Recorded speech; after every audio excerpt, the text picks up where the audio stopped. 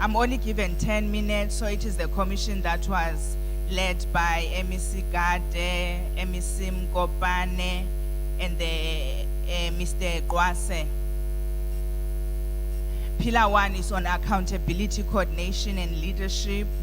I'm not going to go through the introduction because of time. It just talks about the people that led the commission and the number of participants. I'm gonna answer the question on accountability. What has been in place to strengthen accountability for delivery on the NSP GBVF based on the pillars of the NSP GBVF? The commission, they gave these responses that we've got RRTs, but some of them are not multi-sectoral. They mean that they are not representative of all the stakeholders. And then the agenda focal points across all government departments and local governments. We have Women Caucus, which is multi-party in all municipalities. We have provincial gender machinery, war rooms, and intergovernmental relations. According to the commission, the achievements of this pillar is that there is an adopted NSP strategy. There is a draft provincial strategy plan that is in line with the NSP that still needs to be adopted, and the commission, they felt that that adoption needs to happen urgently. There is establishment of the RRTs in some districts and local municipalities. There is training of the RRTs has been conducted by the Office of the Premier. There is existence of the Eastern Cape Rural Strategy. There is the provincial DNA laboratory to be handed over in February 2023, as was reported by our Honorable Premier yesterday. And then we went to the challenges. The challenges are that the RRTs are not inclusive of all the stakeholders, as we have alluded to. The RRTs are also in the infancy stages, and as they have not covered all the districts, there are other districts where they currently do not have the RRTs. There is working in silos.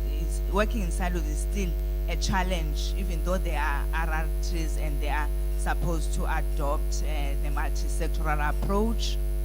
There is no monitoring and evaluation focusing on the GBVF work, even though there are MNEs in the departments. So they feel that there is not that one that's focused on the GBVF work.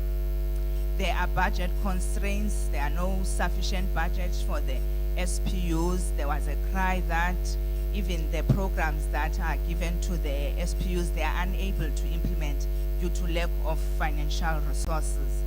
The SPUs are not adequately trained on work related to NSPs. Like the commission, they felt that there was training when the SPU personnel was put in place, but more long time ago. So now the work of SPUs with the implementation of strategies like NSP has evolved. So maybe there is a need to update the training of the SPU so that it is in line with the new mandate that they are now having. There is inadequate resourcing of government departments, specifically SAPC, in fighting GBVF. So this one was not like an attack on SAPC, like the commission. They felt that even there are limitations with other departments, but in terms of the implementation of the NSP, the SAP, they've got a role to play in terms of the cases, in terms of the prevention of the GBVF cases, and there are limitations.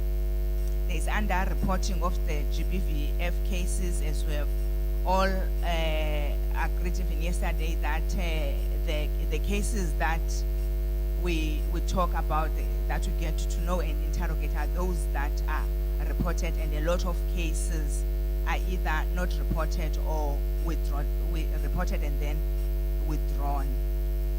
So some policies are existing, however, there is a gap in implementation. There are also cultural practices that perpetuate gender-based violence, such as the myths that are taught to initiates that have undergone male circumcision, as we have had cases of the initiates that have been involved in raping like women in the communities due to the teachings that is taking place during their initiation processes. There is lack of synergy between the